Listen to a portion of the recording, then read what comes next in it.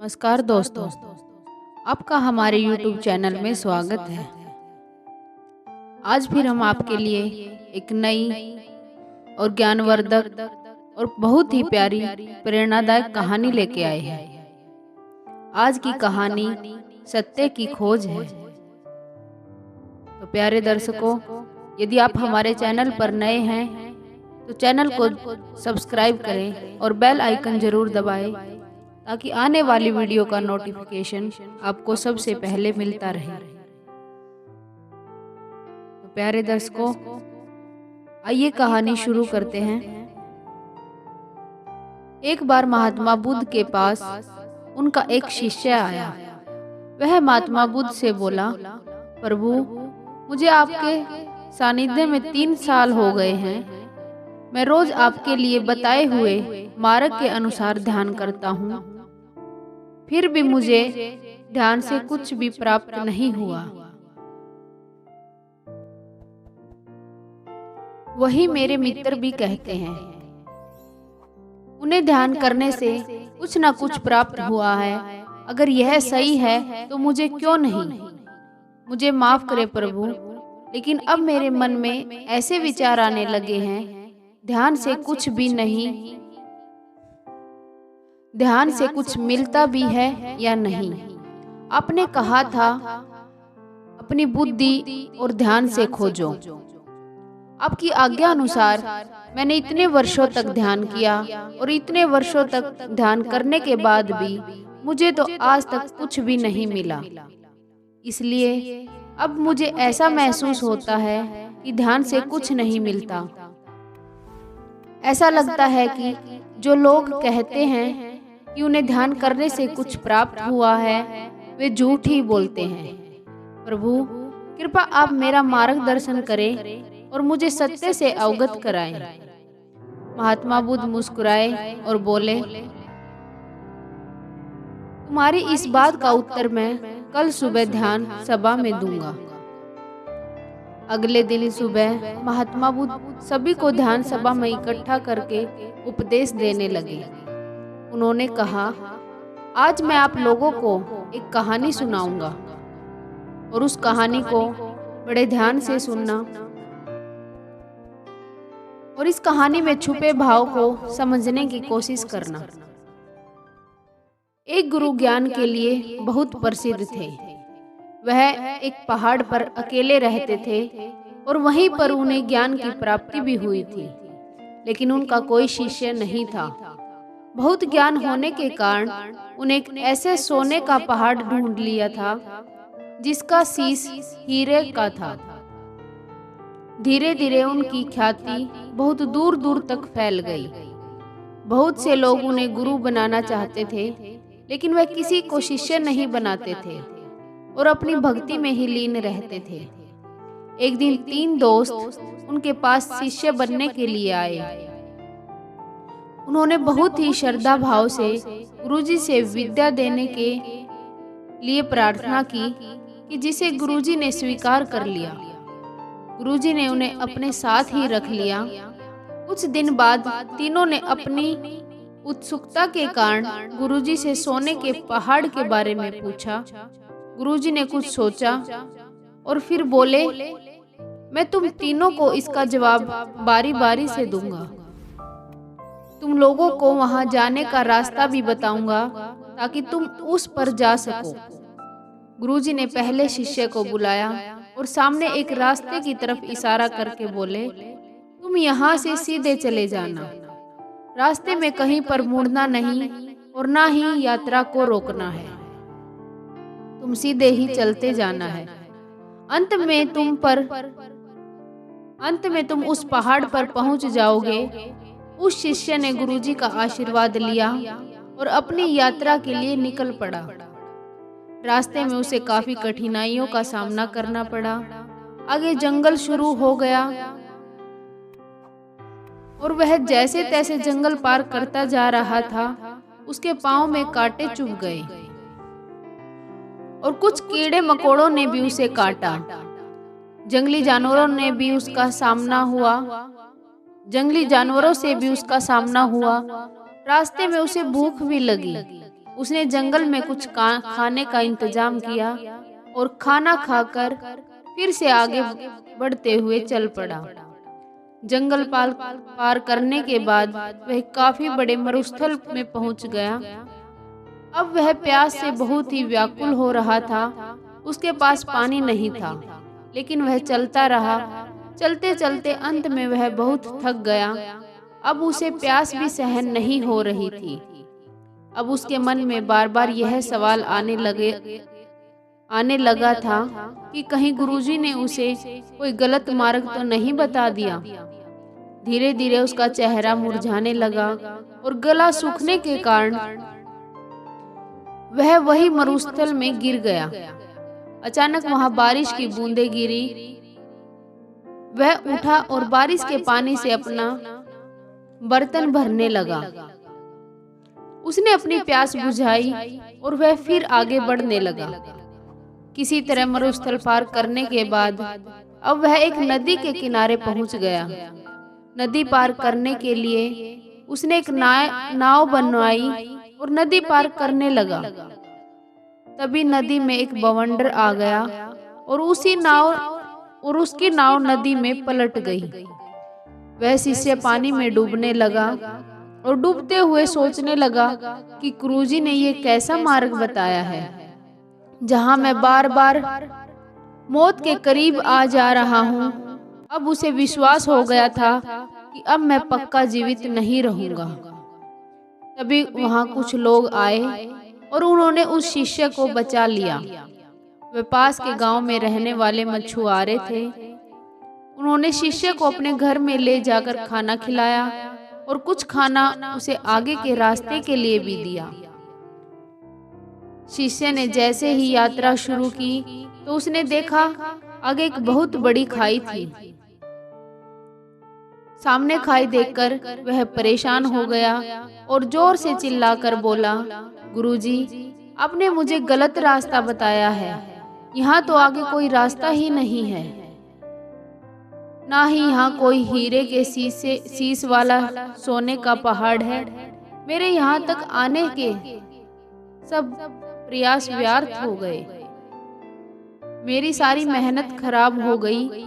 यह सोचकर उसने आगे जाने का विचार छोड़ दिया और वह वापस गुरुजी के पास आ गया। उसने गुरुजी से कहा कि आपने मुझे गलत रास्ता बता दिया। वहां तो कोई हीरे के शीश वाला पहाड़ नहीं था। रास्ते में बस एक जंगल, मरुस्थल, नदी और खाई के अलावा कुछ नहीं था। गुरुजी ने कहा, अब तुम यह बताओ कि तुमने इस सब से क्या सीखा। शिष्य ने कहा, गुरुजी, मैं कुछ सीखने नहीं गया था। मैं तो सोने के पहाड़ को खोजने गया था, जो मुझे मिला ही नहीं। रास्ता बेहद कठिन और लंबा था। उस रास्ते से मैं क्या सीखता।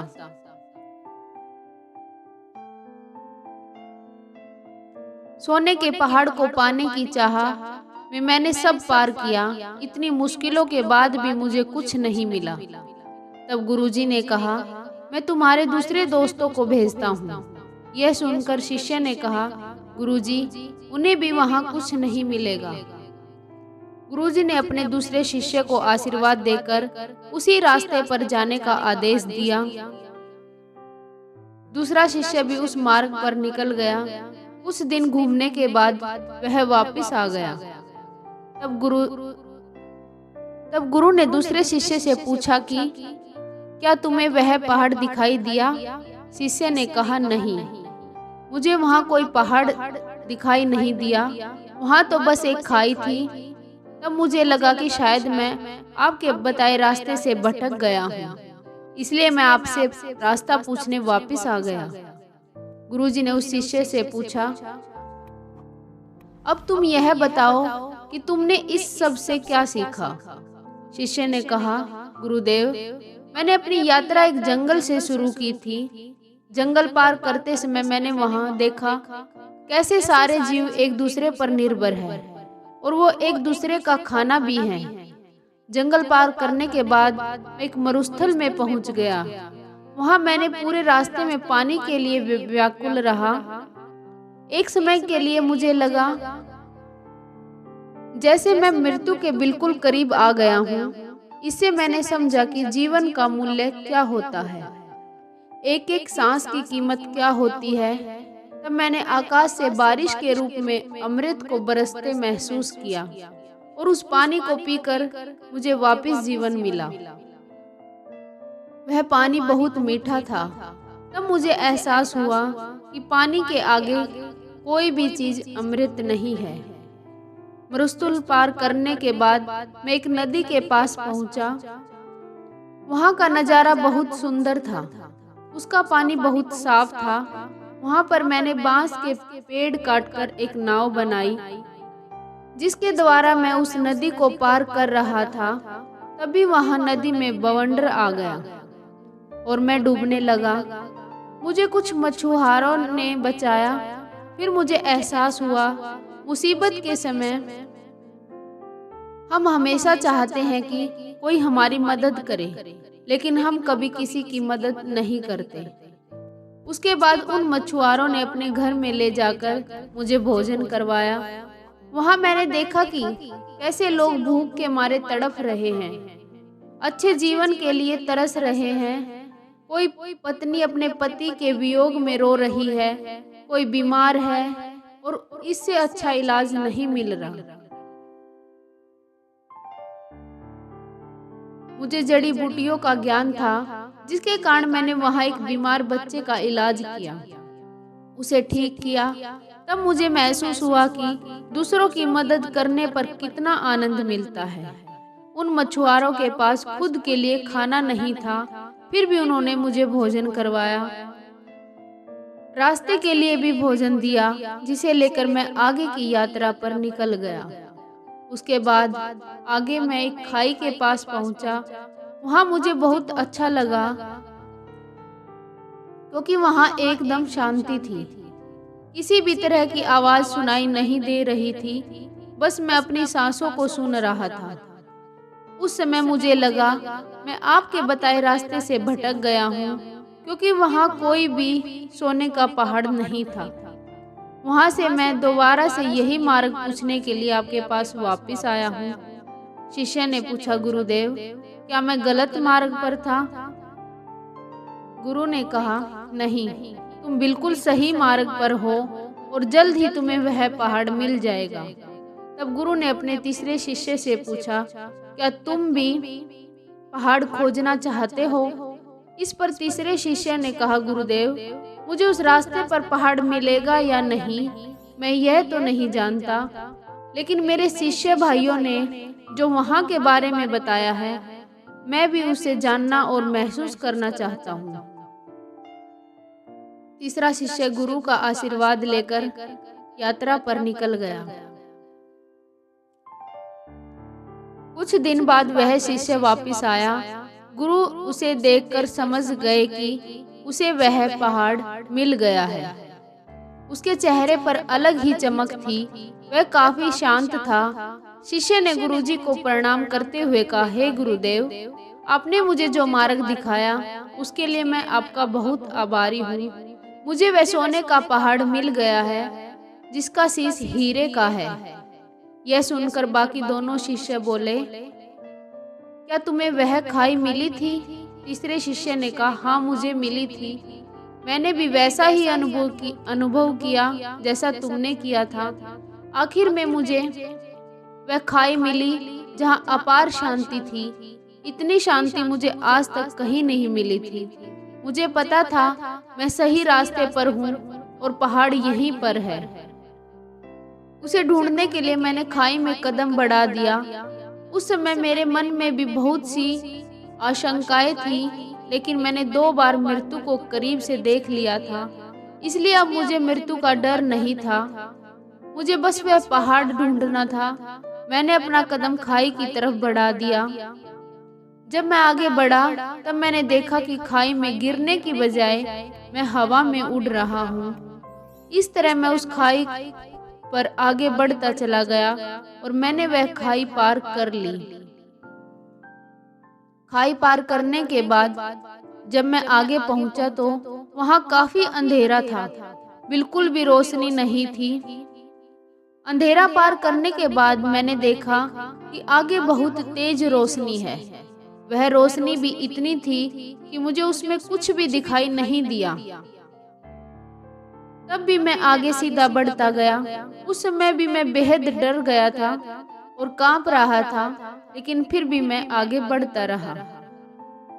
अंत में मुझे वह सोने का पहाड़ मिला जिसका शीश हीरे का था। उसके ऊपर जाने के बाद मेरा मन बिल्कुल शांत हो गया। बहुत खुशी के कारण मन आनंदित हो उठा। कहानी पूरी होने के बाद महात्मा बुद्ध ने सबसे पूछा, तुम सब ने इससे क्या सीखा? तो महात्मा बुद्ध के शिष्य सारविपुत्र उनके आगे हाथ जोड़कर खड़े हो गए और कहा कि हे प्रभु, उन 3 शिष्यों के गुरु ने जो रास्ता उन्हें दिखाया, वह रास्ता उनके अंतर्मन का था। पहले शिष्य की लगन और निष्ठा सही थी, लेकिन वह महत्वाकांक्षी था। उसका पूरा ध्यान बस उस पहाड़ पर था।